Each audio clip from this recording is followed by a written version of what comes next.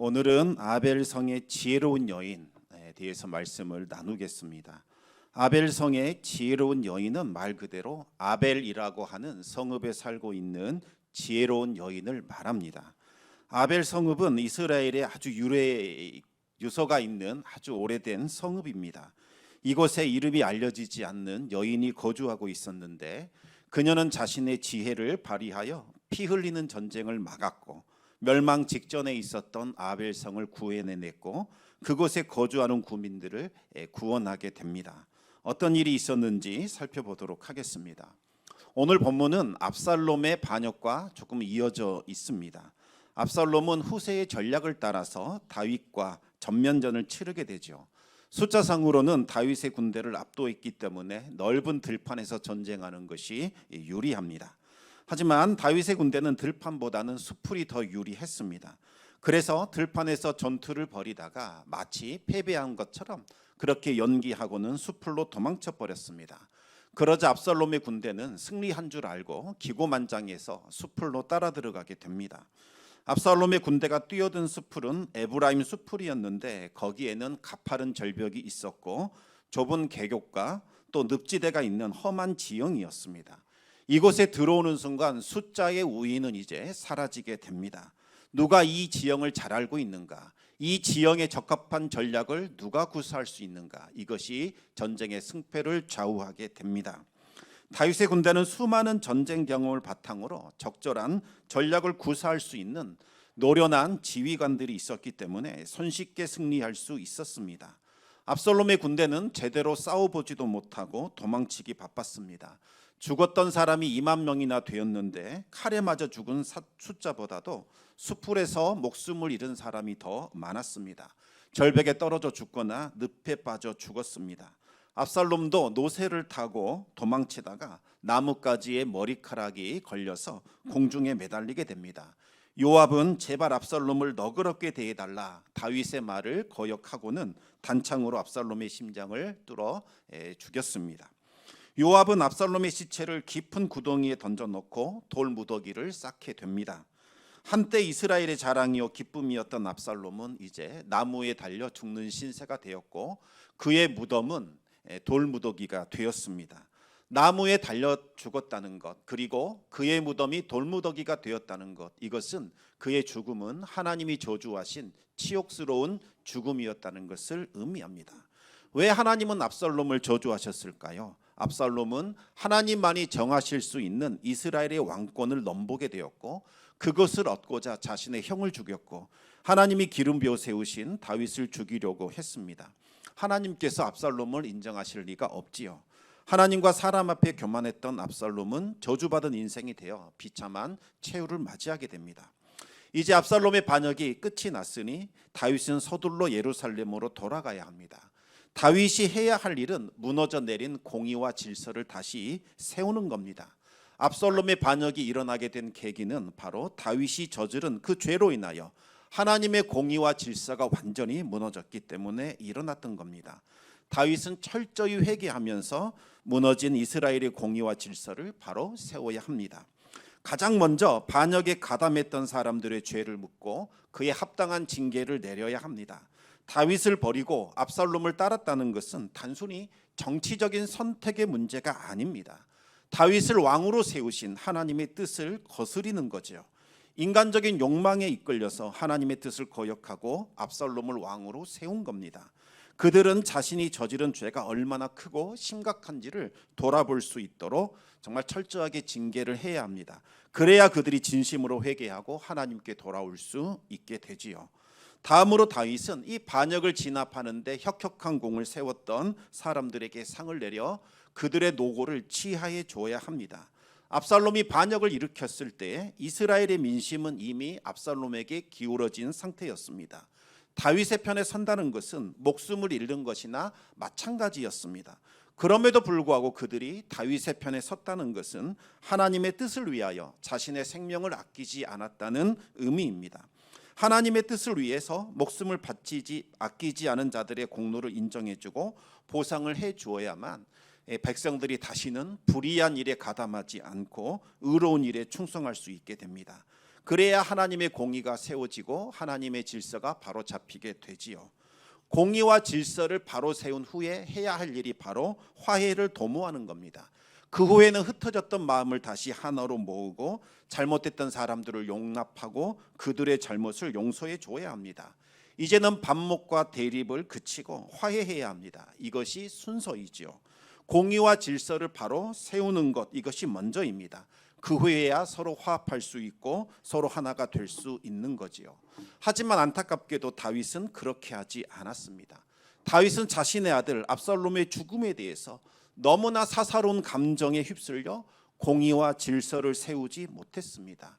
이탈된 민심을 자신에게 돌리는데 급급해서 화합이라는 것을 명분으로 내세워서 무리하게 관용을 베풀고 앞뒤 가리지 않는 결정을 내려서 이스라엘을 또다시 분열시키고 또다시 반역을 일으키는 불씨를 제공하게 됩니다. 다윗에게 어떤 일이 있었는지 살펴보겠습니다. 다윗은 이 불리한 전쟁을 뒤집고 승리했다는 기쁨의 소식을 들었을 때에 오로지 관심사는 압살롬 그 아들에게 있었습니다. 목숨을 걸고 싸웠던 부하들에게 수고했다, 참 잘했다, 이 격려하지 않고 오로지 압살롬이 살았냐 죽었냐 이것만 물어봤습니다. 부하가 압살롬이 죽었습니다 라고 대답하자 다윗은 그 자리에 주저앉아 소리내어 울었습니다. 미친 사람처럼 성루를 다니면서 소리내어 울부짖었습니다. 그 모습을 본 병사들은 당혹스러웠습니다. 반역을 일으킨 압살롬의 죽음에 대해서 지나칠 정도로 슬퍼하는 다윗의 모습을 보면서 수많은 희생을 치르고 전쟁에 이긴 사람들이 이제는 부끄러움을 느끼게 되었습니다. 다윗은 그 후로도 식음을 전폐하고 슬퍼했습니다. 그 소식을 들은 백성들은 승리의 기쁨을 누릴 수가 없었습니다. 위풍당당하게 행진하면서 기쁨의 승전가를 부르고 축제를 벌여야 하는데 다윗의 슬픔을 묻혀서 다들 패잔병처럼 그렇게 숨어 지내게 되었습니다. 그 모습을 본 요압이 다윗을 크게 책망하게 됩니다. 왕을 위해서 목숨을 걸고 싸웠는데 고맙다는 말 한마디 하지 않고 죽은 아들만 생각하느냐는 겁니다. 다윗을 위해서 전쟁에서 죽었던 그 용사들, 이들도 누군가의 자녀요, 누군가의 남편이요, 누군가의 아버지였다는 겁니다. 다윗이 너무나 슬퍼하다 보니 차라리 압살롬이 살아나고 우리가 죽었으면 왕이 더 기뻐했을 것 같습니다. 그런 말을 요압이 하게 됩니다.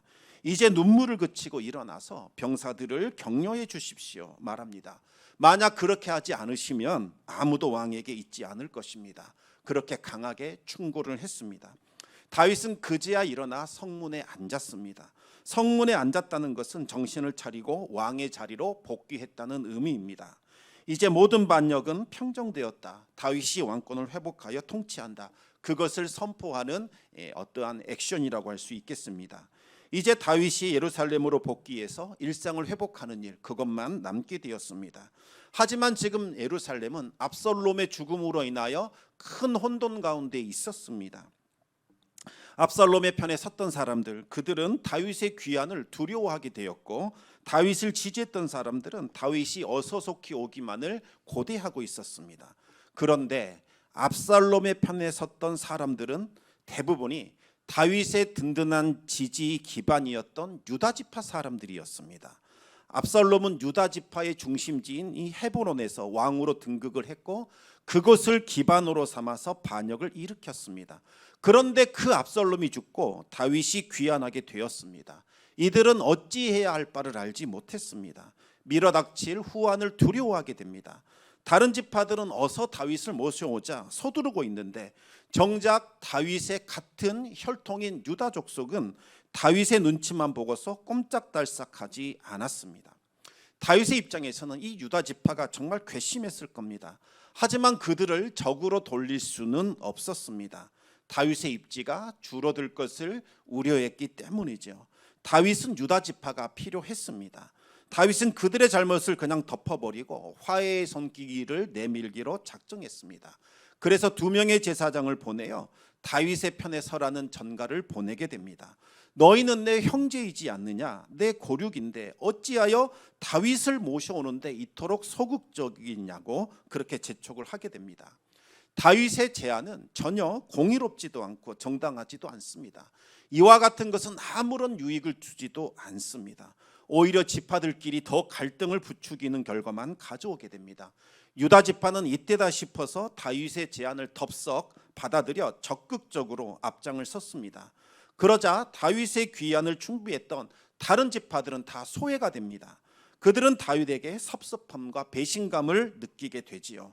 그리하여 또다시 다윗과 결발하고 세바의 반역에 동참을 하게 되는 겁니다. 다윗은 그 외에도 또 다른 어리석은 결정을 하게 됩니다. 반역을 진압하는데 1등 공신이었던 요압을 내쳐버리고 압살롬과 한통속이었던 아마사를 군대 장관으로 세워버린 겁니다. 다윗이 요압을 내친 것은 내 기분을 상하게 했기 때문이다. 그것이었습니다. 제발 죽이지 말아달라 요청했던 압살롬을 요압이 죽였습니다. 그리고 압살롬의 죽음으로 인하여 깊은 슬픔에 잠겨 있을 때 요압은 다윗을 향하여 사납고 거친 비난을 서슴지 않았습니다. 다윗은 개인적인 감정에 사로잡혀서 요압을 멀리한 겁니다. 그런데 왜 하필 반란군을 이끌었던 그 아마사를 군대 장관으로 세웠을까요? 그것은 압살롬의 초정자들에게 나는 너희에게 복수하지 않겠다, 복수하려는 마음이 없다, 이것을 보여주기 위한 제스처였습니다. 하지만 이것은 불공평하고 현명하지 못한 방식이었습니다. 헌신한 사람들의 공은 깎아내리고 반대편에 섰던 사람을 치켜 세우면 누가 다윗을 믿고 따르겠습니까? 공의와 질서가 없는 화합은 결국 모래알과 같아서 금방 부서지기 마련입니다. 다윗이 이제 예루살렘으로 돌아오고 있다라는 소문이 들리자 유다 지파가 한달음에 달려와서 요단강을 건너는 다윗과 합류하게 됩니다. 뒤늦게 소식을 들은 다른 지파들이 다윗을 맞이하려고 왔더니 이미 유다 지파가 다윗의 곁을 차지하고 있었습니다. 그 모습을 본 나머지 지파들은 화가 치밀어 올랐습니다. 유다 지파가 왕을 도둑질했다, 비난했습니다. 이스라엘 전체가 해야 할 그 일을 왜 유다 지파만 독점했느냐는 겁니다. 그러자 유다 지파가 말합니다. 왕은 우리들과 종친이다, 당연한 것이 아니냐 따졌습니다. 우리가 뭐 왕에게 뭐라도 얻어먹은 줄 아느냐, 왕으로부터 선물을 받은 것이 있는 줄 아느냐, 도리어 적반하장으로 대답을 하게 됩니다. 그 말을 들은 나머지 지파는 분을 냈습니다. 비록 다윗 왕이 유다 출신이긴 하지만 우리는 10지파나 된다는 겁니다. 유다 지파에 비해서 10배의 권리가 있는데 왜 우리를 멸시하느냐, 그렇게 따졌습니다. 왕을 모셔오는 일에 우리와 일절 상의하지도 않고 왜 독단적으로 그와 같은 짓을 저질렀느냐, 불쾌하게 여겼습니다. 그런데 따마침 그곳에 세바라는 불량배가 있었습니다. 세바가 이 상황을 잘 이용해야겠다라고 마음을 먹지요.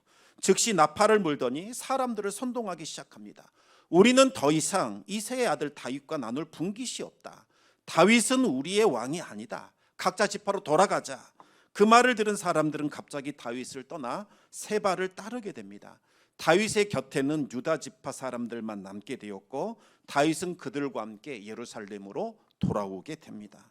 세바의 반역이 성공할 수 있었던 것은 이스라엘 안에 잠재되어 있던 분파주의가 있었기 때문입니다.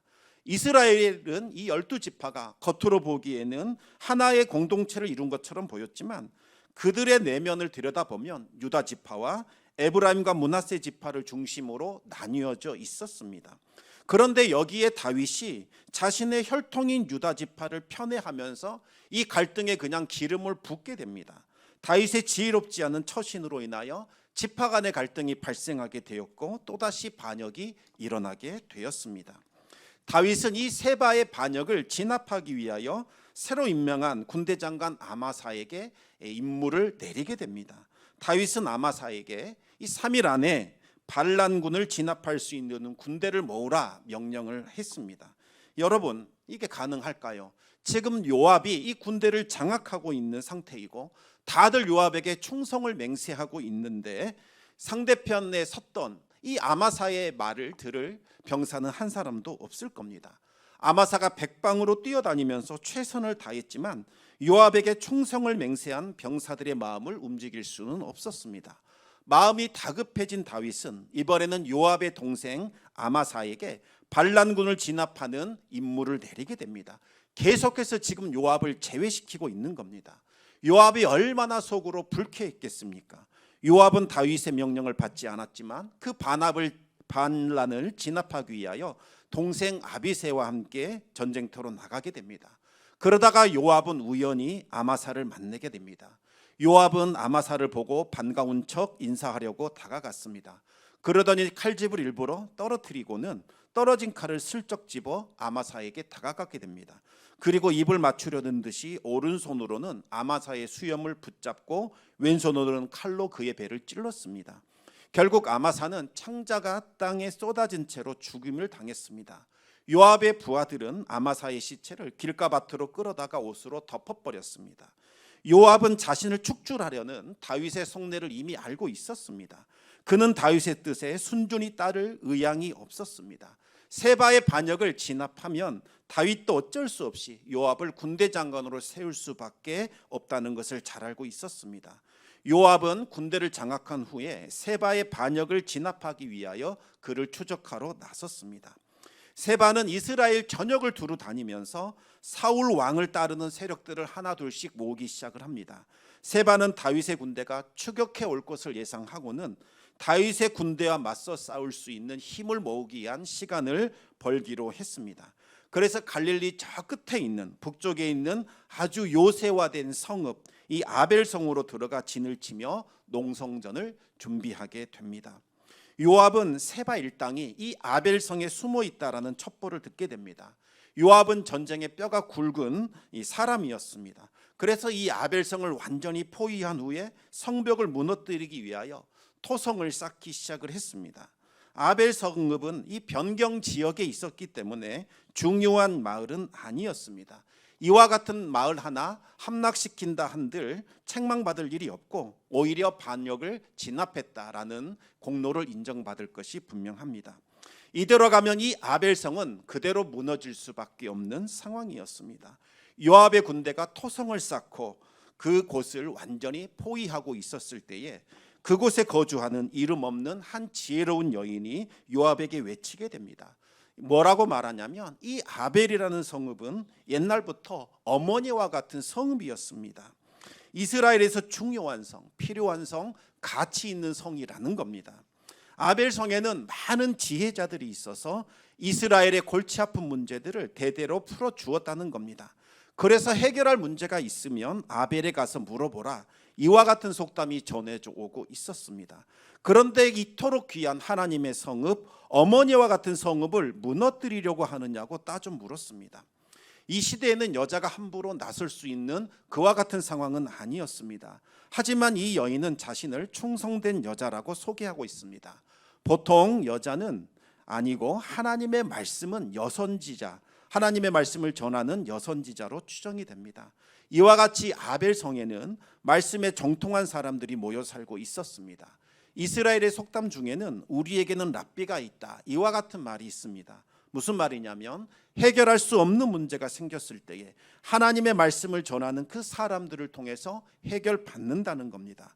따라서 어떤 성읍에 하나님의 말씀을 전하는 랍비 한 사람만 있다면 그 한 사람으로 인하여 그 성은 존귀하게 됩니다. 따라서 그 랍비 한 사람은 마을의 자랑이요 또 큰 자부심이 되는 겁니다. 그 선지자, 그 랍비 한 사람 때문에 성읍이 가치가 있고 존귀함을 받는다는 겁니다. 그런데 아벨 성읍에는 하나님의 사람들이 수없이 많다는 겁니다. 이 성을 무너뜨리려고 하느냐고 따져 물었던 겁니다. 이 여인은 정말 지혜로웠습니다. 요압이 토성을 쌓고 성을 뚫고 들어오게 되면 아벨 성읍은 이제 피로 물들이게 될 겁니다. 그녀는 담대하게 요압과 담판을 지었습니다. 하나님의 기름 부어 받아 세워진 이 다윗의 군대가 어찌하여 하나님의 사람들이 거주하는 이 성읍을 무너뜨리려고 하느냐라고 물으면서 이 성읍의 가치는 단순히 지정학적인 경제적인 관점에서 바라볼 것이 아니라 영적인 관점에서 바라봐야 한다고 촉구를 했습니다. 그 말을 들은 요압은 깜짝 놀랐습니다. 요압은 용맹스러운 군인이었지만 하나님에 대한 두려움이 있었습니다. 요압은 하나님의 기업을 무너뜨릴 생각은 일절 없다 강력하게 부인을 합니다. 지금 세바가 다윗을 대적하여 반역을 일으켰기 때문에 너희들이 세바만 내어준다면 조용히 물러나겠다 그렇게 대답을 하게 되지요. 아벨 성읍에 거주하는 백성들은 이제 자신이 해야 할 일이 무엇인지를 깨닫게 되었습니다. 세바를 붙잡아 그의 머리를 잘라 성 밖으로 던졌습니다. 이로써 요압의 군대는 토성 쌓는 것을 중단하고 그대로 철수하게 됩니다. 다윗의 말도 거역했던 이 요압이 이름도 없는 여인 앞에서 자신의 뜻을 굽혔던 겁니다. 요압을 굴복시킨 것은 여인의 논리적인 말솜씨나 큰 목소리가 아니라 그녀가 가진 하나님의 지혜였던 겁니다. 이 여인이 지혜로운 이유는 요압이 이제는 눈을 들어 하나님을 바라볼 수 있도록 그렇게 그의 영적인 이 관점을 완전히 바꿔놓았기 때문입니다. 이 여인의 지혜로 인하여 요압은 무고한 피를 흘리는 죄에서 벗어날 수 있게 되었고, 이 아벨 성읍에 거주하는 사람들도 생명을 건질 수 있었습니다. 아벨 성읍이 구원을 받게 되었던 거지요. 여러분, 여기에서 흥미로운 것은 이 지혜로운 여인은 여기에 등장하는 세 사람의 남자들의 실패와 아주 큰 대조를 이루고 있다는 사실입니다. 먼저 첫 번째 등장한 다윗은 계속되는 반란에 시달리면서 의로움과 강인함을 잃어버렸습니다. 이제는 감정에 치우쳐서 판단력마저 흐려졌습니다. 단순히 요압이 싫다 이 이유만으로 반역자의 지도자였던 아마사를 군대 장관의 자리를 내어주며 반란을 진압하는 임무를 맡겼습니다. 그리고 이 아마사가 실패하자 이번에는 다시 아비새에게 그 임무를 주는 갈팡질팡한 모습을 보여주게 됩니다. 하나님의 뜻에 따라 잘 다스리고 통치해야 할 다윗이 지혜를 잃어버리고 자신의 감정과 눈에 보이는 이득을 따라 어리석게 행동을 한 겁니다. 다음으로 등장하는 남자는 세바입니다. 이 세바는 지파 간의 갈등을 악용해서 정말 충분히 내가 왕권을 거머쥘 수 있겠구나 그렇게 생각을 했습니다. 여러분, 이스라엘의 왕권은 하나님이 주셔야 하는 것이지 사람이 얻을 수 있는 것은 아닙니다. 결국 세바는 지파 간의 갈등을 부추겨서 나라의 분열을 조장시키는 악한 일을 저질렀고, 또다시 이스라엘을 동족끼리 죽이는 피비린내 나는 전쟁에 휩쓸리게 하는 귀와 같은 악행을 저지르게 되었던 겁니다. 마지막으로 세 번째 남자는 요압입니다. 요압은 세바의 반역을 진압하는 데는 성공했을지 모르지만 그로 인하여 귀한 생명이 희생이 되고 한 성읍이 몰락되는 위기를 초래하게 됩니다. 이렇게 된다면 다윗을 향한 백성들의 신뢰는 추락하게 되었을 겁니다. 이 세 사람 다 자신들의 무분별하고 어리석은 결정으로 인하여 더욱더 피비린내 나는 그와 같은 분란과 혼란을 초래할 수밖에 없는 상황이었습니다. 그런데 이름이 없는 한 여인, 그 여인의 지혜로 그와 같은 비극을 피할 수 있게 되었습니다. 그 여인의 지혜로 이제는 무고한 피를 흘리지 않아도 되고 요압은 정신을 차리고 다시 하나님께로 돌아오게 됩니다. 그리고 아벨 성읍은 새롭게 구원을 받게 되었고 그곳에 있는 사람들도 죽임을 당하지 않게 되었습니다. 그리고 세바는 목숨을 잃게 되었고 하나님의 심판을 받게 되었지요. 솔로몬은 이야기를 합니다. 잠언을 통해서 지혜를 가진 여인, 이 여인이 얼마나 귀한지에 대해서 이렇게 말씀했습니다. 우리 잠언 14장 1절 말씀을 같이 한번 읽어보겠습니다. 지혜로운 여인은 자기 집을 세우되 미련한 여인은 자기 손으로 그것을 허느니라. 여러분, 지혜로운 여인, 지혜를 가진 여인은 집을 세운다는 겁니다. 그런데 집만 세우는 것이 아니라 한 성읍을 구원해낼 수도 있는 겁니다. 하나님이 인정하시는 지혜로운 여인은 어떤 사람일까요? 하나님을 경외하는 사람입니다. 그리고 생명을 존중히 여기고 사람을 살리는데 기꺼이 희생할 수 있는, 두려움을 넘어설 수 있는 용기를 가진 여인입니다.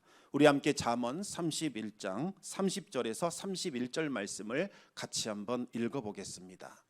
고운 것도 거짓되고 아름다운 것도 헛되나 오직 여호와를 경외하는 여자는 칭찬을 받을 것이라.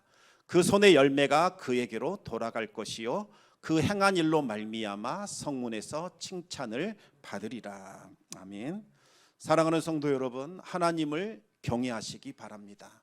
하나님을 경외하지 않을 때에는 다윗도 세바도 요압도 다 실패할 수밖에 없게 됩니다. 그러나 하나님을 경외하는 한 사람, 이름도 없는 그 지혜로운 여인은 하나님을 경외함으로 모든 사람들을 살려냈고 피비린내 나는 전쟁을 중단시켰고 사람들을 한 마음으로 모으는 그와 같은 위대한 일들을 감당했습니다. 하나님께서 지혜를 더하여 주셔서 우리의 가정 다시 세우고 우리가 거주하는 이 땅을 다시 살릴 수 있게 해달라고 날마다 그렇게 간구하시기 바랍니다. 하나님과 동행하심으로 하나님을 경외함으로 충만한 지혜를 받아 누릴 수 있기를 우리 주님의 이름으로 축원합니다. 이 시간 우리 같이 기도하기를 원합니다. 지금 우리에게 필요한 것은 지혜입니다. 정말 지혜를 가져야 할 우리 나라를 이끌어가는 지도자들이 너무나 지혜 없이 자신의 이익과 눈앞에 있는 그러한 당장의 어떠한 이득을 위하여 도리어 백성들의 마음을 갈라치기 하고 서로 분열시키고 대립하게 만듭니다. 이 이간질을 통해서, 이 분리를 통해서 도대체 무엇을 얻으려고 하는 걸까요? 그들은 정말 백성들을 위한 것이다 말하지만 그들의 속내는 그렇지 않습니다. 위정자들이 하나님을 경외할 수 있도록 하늘에서 내려오는 지혜를 덧입을 수 있도록 기도해 주시기 바랍니다. 그리고 우리 자신들을 위해서 기도할 수 있기를 바랍니다. 세바에게도 흔들리지 않고 요압에게도 흔들리지 않고 다윗에게도 흔들리지 않고 오직 하나님만을 경외했던 한 지혜로운 여인, 그 여인의 지혜가 우리에게 필요한 시기입니다. 하나님을 바라보게 하여 주시고 하나님을 두려워하게 하여 주시고 하나님을 경외하게 하심으로 하나님의 통치를 실현시킬 수 있는 자 되게 하여 주시옵소서. 하나님의 역사는 위대한 자들을 통하여 일어나는 것이 아니라 하나님을 경외하는 한 사람, 이름 없는 그 한 사람을 이루어지는 것임을 기억하면서 주님의 지혜를 우리에게 허락하여 주셔서 살리고 고치고 회복시킬 수 있는 주의 능력 나타나게 하여 주시옵소서. 우리 같이 기도함으로 주님 앞에 나아가겠습니다.